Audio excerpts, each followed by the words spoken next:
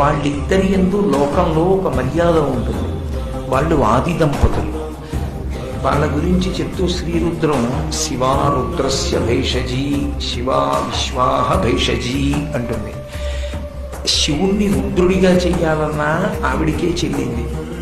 అలా కాకుండా రుద్రుణ్ణి శివుడిగా చెయ్యాలన్నా ఆవిడికే చెల్లింది.